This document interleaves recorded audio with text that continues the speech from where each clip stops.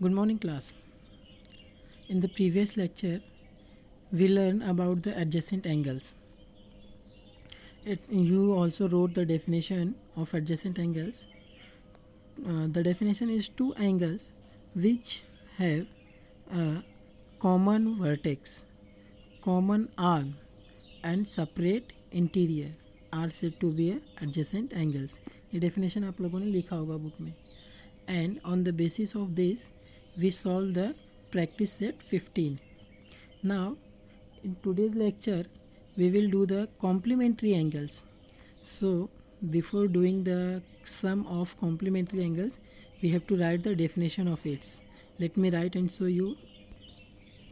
See the definition of complementary angles. If the sum of measures of two angle is 90 degree, then they are known as complementary angles. This definition you have to write in a notebook. Then after that we will start the practice set 16. So I will explain you some examples. On the basis of that you have to solve the practice set 16. See, for example, the measure of any angle is given 32 degree. We learned in the definition the sum of measure of two angles. दो angle होना चाहिए. एक आपको 32 दिया है, दूसरा you have to find. Complementary आपको निकालना है. So how to solve? Let me solve the first one. Solution of first. देखो इधर एक दिया है, दूसरा निकालना है. So first we assume.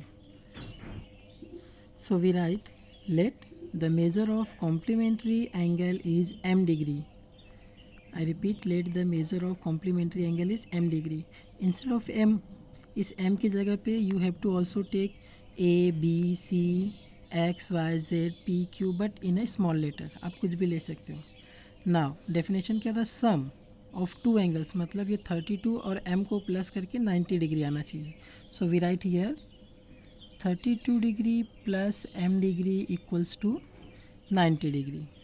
Then ये 32 यहाँ पे प्लस हो रहा है, उसको इधर लेके आएंगे तो वो माइनस हो जाएगा. So it will become therefore m equals to 90 degree minus 32 degree. So therefore m equals to, minus करो कितना आता है, 10 माइनस 2 8, ये हो जाएगा 8 में से ये 58. तो m का आंसर कितना आ गया, 58. सो जो क्वेश्चन दिया है 32 का कॉम्प्लीमेंट्री फाइंड आउट करने का, वो हो जाएगा 58. सो प्रैक्टिस सेट 16 में जितने भी सम्स है सब ऐसे ही करने हैं आपको.